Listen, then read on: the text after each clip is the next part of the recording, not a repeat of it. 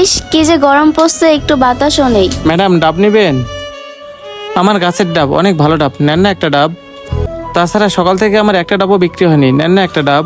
একটা ডাব নিলে আমার অনেক উপকার হইতো। না না, আমি কোনো ডাব নিব না। ম্যাডাম নেন না একটা, ডাবগুলো আমার গাছের ডাব।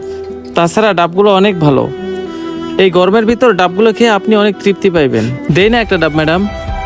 এই ফকিরের বাচ্চা, আমি একবার বলছি না আমি ডাব নিব না, তাহলে এত কথা কেন বলতেছিস?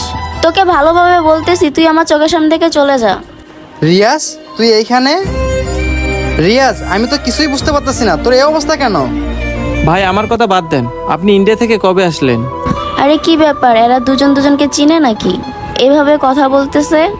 আরে আমি তো বাংলাদেশে 2-3 মাস হয়ে গেল আসলাম। আর আমি বাংলাদেশে আসানোর পরে তোদের অনেক খোঁজ খবর নিচ্ছি, কিন্তু কোথাও আমি তোদেরকে খুঁজে পাই নাই। আর তোরা যে বাসায় ছিলি, ওই বাসার আমি আঙ্কেলকে জিজ্ঞেস করছিলাম, তোরা নাকি ওই বাসা ছেড়ে চলে গেছিস, এজন্য আমাকে ঠিকানা দিতে পারেনি ওরা। কিন্তু তোকে যে আমি এতদিন পর এভাবে দেখবো, এটা তো আমার বিশ্বাসই হতেছে না। আরে এই জীবন, তুমি কি পাগল হয়ে গেছো? তুমি কেন এই ফকিরনেকে ভাই বলে ডাকতেছো? দেখো না, তুমি চুপ থাকো। তুমি জানো না যে ও আমার কে? আর তোমার মাঝে যে আজকে আমি বেয়াদবি দেখলাম, নেক্সট টাইম যদি আমি কারোর সাথে তোমার এরকম ব্যবহার দেখি, তাহলে কিন্তু তুমি আমার কাছ থেকে আর ক্ষমা পাইবা না।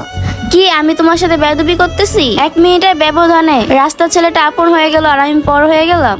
তুমি আমাকে সোজাসুজি ভাবে বলো তো, এই ছেলেটা তোমার কি হয়? ওর সাথে